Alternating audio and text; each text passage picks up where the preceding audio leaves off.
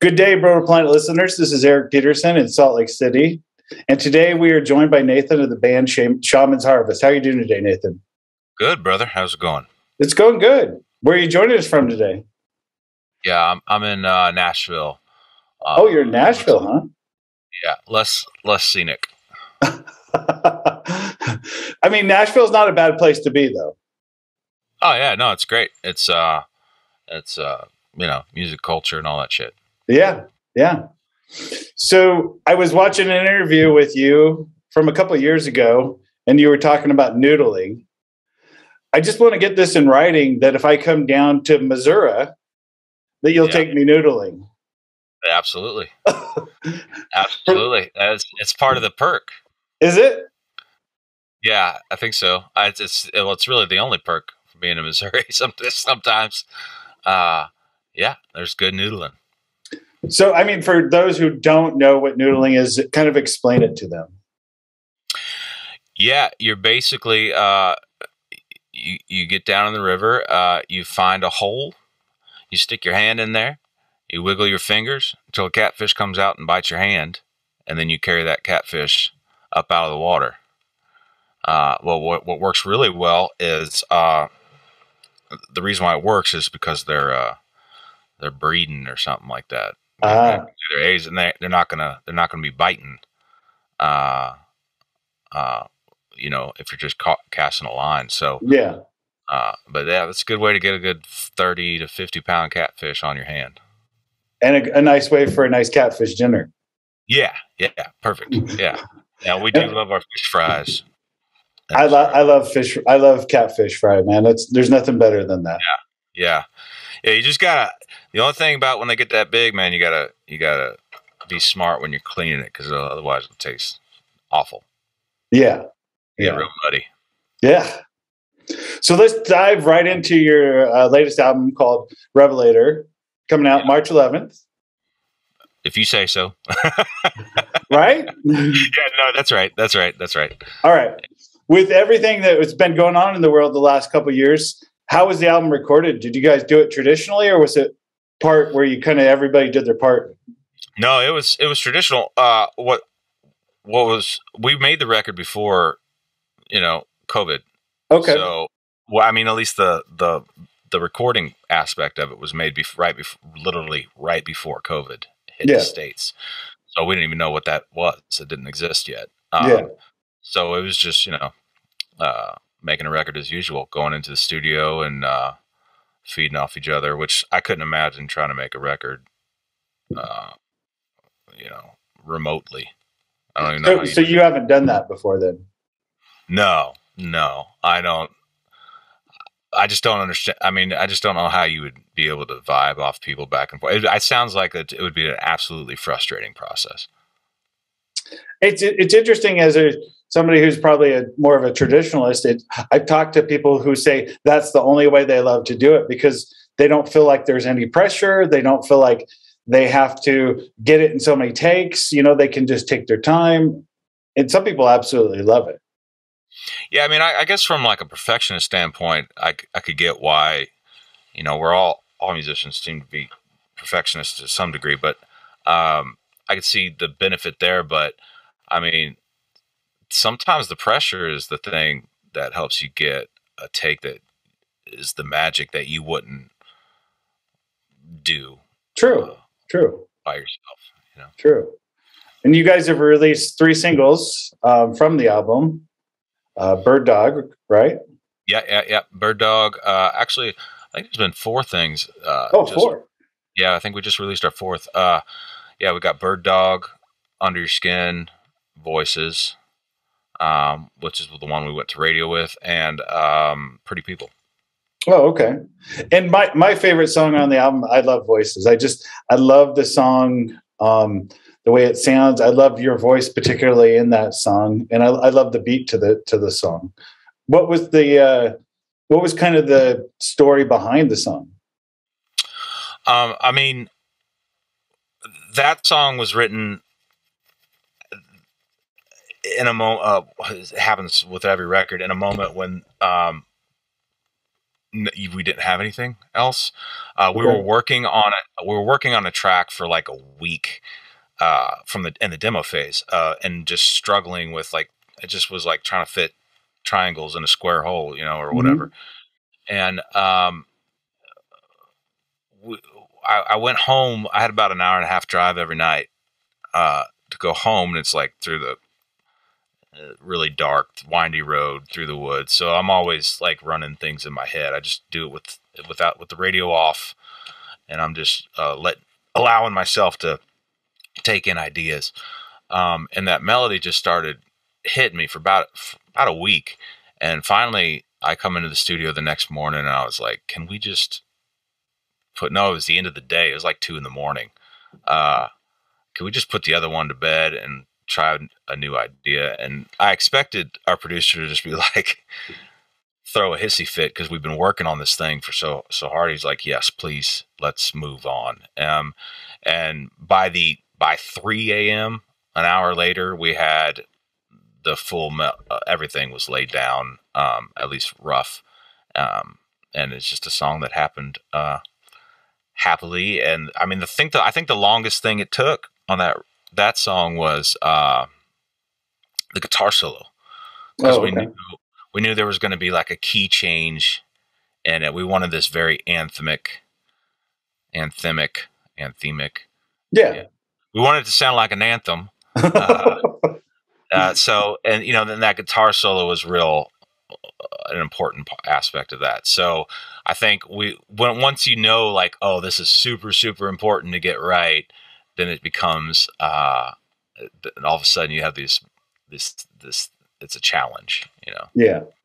And that may be kind of what you're talking about when you say being in the studio in that pressure helps out. Oh, absolutely. Absolutely, dude. I mean, you know, the other thing about being in the studio is also like feeding off of everyone else's, you know, emotion or whatever that they're bringing to the table that day, even if it's an argument. I mean, sometimes those things really feed the fire for a song, you know? Yeah. And then the song Bird Dog, I love the video goes with it. I just love the scenery, the visuals of the song. I mean, I think it kind of is a picturesque version of, I'm going to guess it was in Missouri that a lot of it was filmed. Actually, believe it or not, we were going for a Missouri feel, or just a Midwest kind of feel.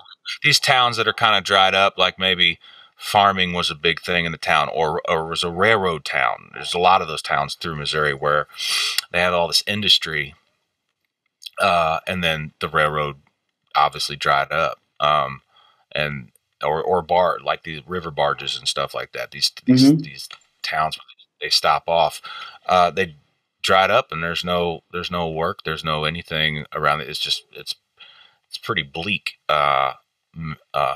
mid-American. It's everywhere. But that was actually, I think, shot in Norway. I believe. I want to say, I think it was Norway, or somewhere in the Netherlands. Actually, I think that's where. Which I thought was pretty wild, because you wouldn't know it. No, now you do. Now we do. The secret's out, man. Yeah. So each of these singles that you've released is, I would say, not distinctly different from each other, but they're pretty, you know, they don't fit into a theme. What would you tell people to expect from the album sound overall? I think once you get the entire picture, you'll get, like, again, there's not really one theme. But there is an overall energy, I guess. But I mean, every record we make, we're not, I mean, we work really hard at not regurgitating either the last record or even another song within the record. Yeah. You know what I mean? Every it's really important for us for the listener to go, I'm not really quite sure what genre I would fit this in, or or what's, they can't pigeonhole it. You know what I mean? Yeah. And then it just, keeps shit fresh for us and keeps it fresh for the listener, hopefully. Or they're just like, they want you to play In Chains over and over, and yeah, one way or the other, which we're not going to do, so it doesn't matter. Well, I think for me, enjoying the music, it's nice to not have you create the same album with different lyrics and different, the same music but different lyrics over and over. Yeah. And there's a lot of bands that find their formula and that's what they stick with, and good for them. I just couldn't. I'd just be bored to tears. Yeah. I wanted to ask you vocally, who would you compare your own vocals to? Who inspired you as a singer? Oh man, I get inspiration all the time from new artists. Early on, I would say probably the biggest influence vocally was like the Allman Brothers. Okay. And everybody who sang within the Allman Brothers. That was a big, as a kid growing up, teenager, like that's something like as we were in the van driving around doing our big shows that were like 50 people there, those were records that we could all listen to. Yeah. It was kind of like the common ground. But like now, I mean, I love like the Pumas, the Black Pumas. His vocals, I'm in love with. I love the Motown stuff a lot from a vocal standpoint. I can't pull it off, but I try all the time. Yeah. But it's cool. It's kind of like in the '60s when the British started really getting into the American blues, and you wind up having bands like Cream and the original Fleetwood Mac, the Stones, all these bands. And there was this British blues explosion that didn't sound anything like the British blues. It didn't sound anything like the American blues, but it became its own genre, and it was them trying to imitate something else. So whatever I'm trying to pull off, when I'm trying to pull off somebody else's vibe, it just turns into a new thing. And, it's important to find other, artists that you just get excited about. So it kind of fuels your fire. Well, for me, when I listen to some of your songs, I get a little bit of a CCR tint to it, and I really enjoy that because that's something I grew up listening to with my parents. So it just I really like that. Right on. Yeah. No, I could see that. I mean, we grew up doing CCR. We grew up playing CCR in the bars, the smoky bars in the '90s and early 2000s. Yeah. And everything. So yeah, I mean, all those things we cut our teeth with, I think they rear their head in the music that we are. Yeah. So you guys are hitting the road soon. Speaking of getting back out in the smoky bars, well, not so smoky bars, but you're hitting the road with Theory of a Deadman. How long has it been since you last played live or toured? 3 years. Wow. Probably. Wow. Maybe more. We took a year off to make the record, not knowing that we're going to have to take another 2 years off. Yeah. So yeah, it's been a long, I mean, we just now started getting back in a room together, kind of wrangling everybody, to one room to start rehearsing for this thing. And it's been wild, man. Just, even just trying to get the chops back, Yeah. It's a different animal. We've all got to, we just started getting, kind of our own daily routines together in our own personal lives. I'm a new dad. Josh is always, we're just being dads and like normal family life. And then all of a sudden it's like, we kind of have to rearrange our brains to go, oh yeah, that is a thing that we do.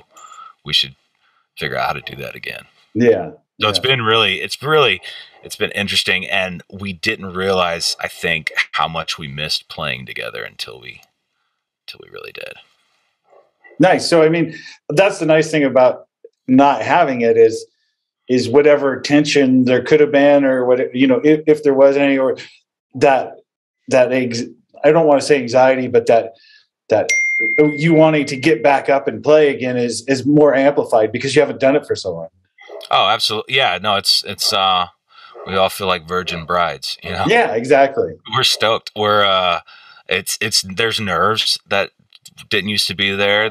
I mean, which is, that's how you want it. You want it to be, you want to be a little excited about it. You don't want to be jaded, which tends to happen when you've been on the road for a long, long time. You know, I think the last tour we did, by the end of it, man, we were just toast. We were just mentally, emotionally, physically toast. And we needed to get off the road just to realize that we wanted to be on the road. So what are you looking forward to the most about getting back on the road? More than anything, playing in front of people is really important to have that energy.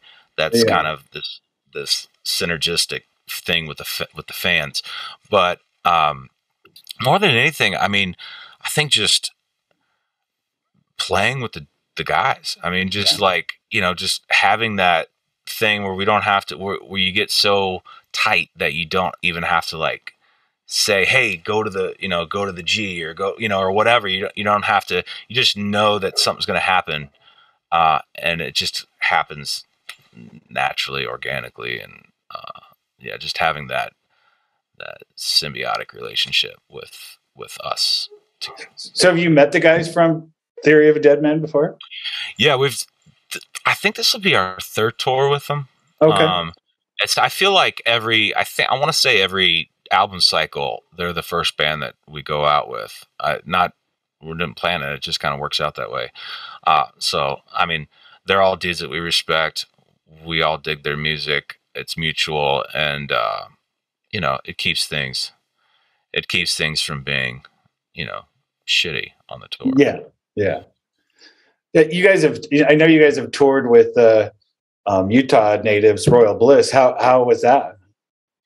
Oh, they're all pricks. No, do you have any good stories about them on the road? A million of them. Our very first tour, that was outside of our little region, like in 2000, I don't know, or early on, was with Royal Bliss. Okay. They took us out, took us under their wing, and taught us how to tour, which is probably the worst people that you want to learn how to tour from. I think we were just all drunk the entire time.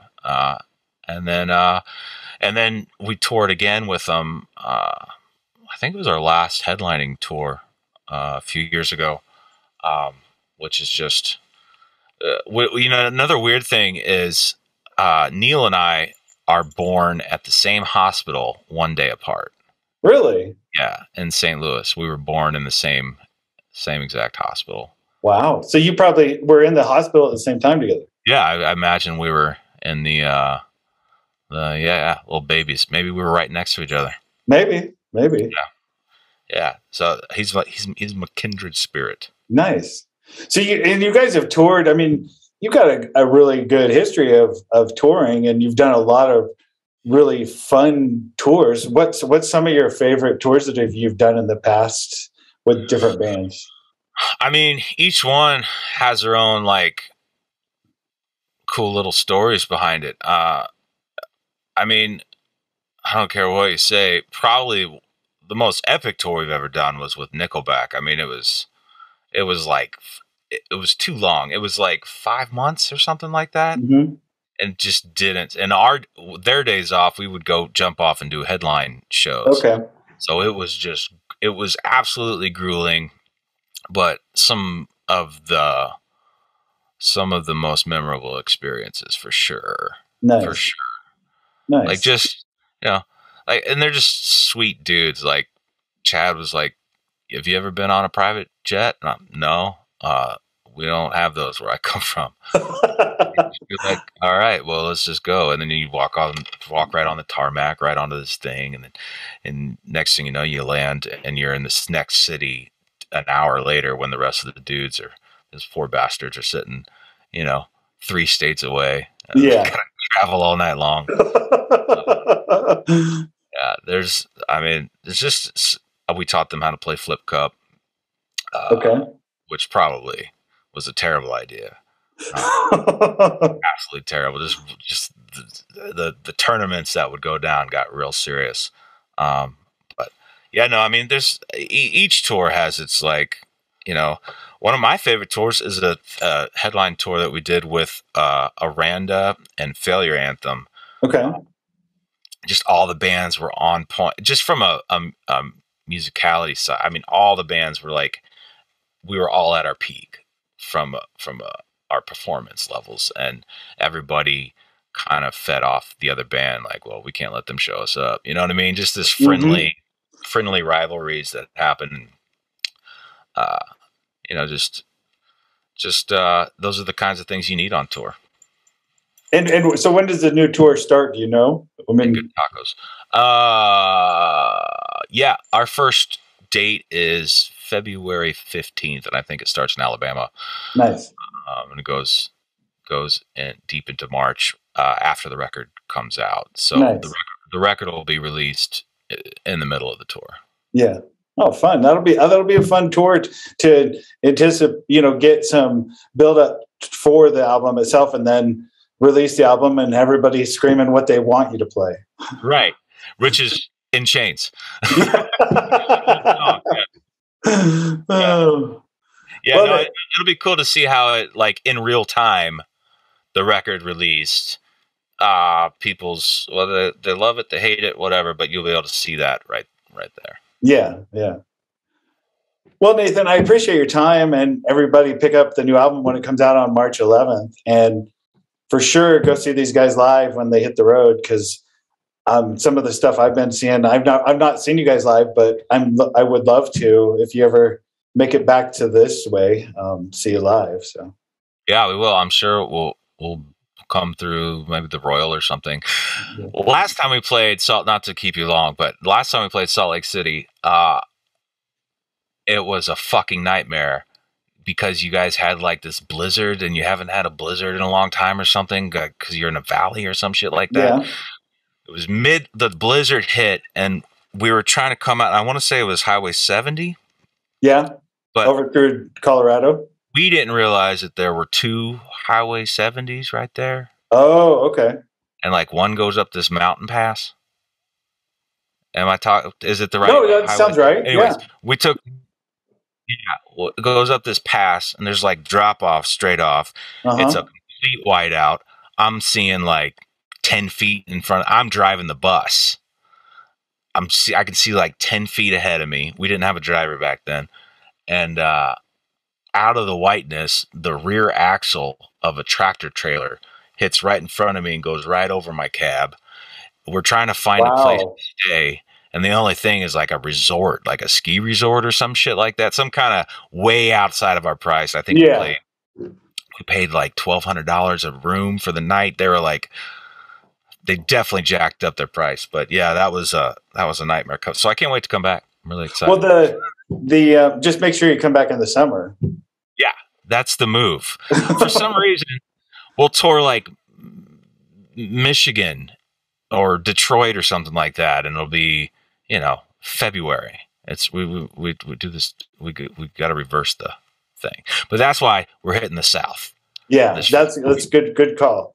I was going to tell you too, the Royal is changing hands, and those guys are not going to. What? Yeah. Oh, well, I don't know. Maybe it's probably good. I know my band couldn't have a bar for sure.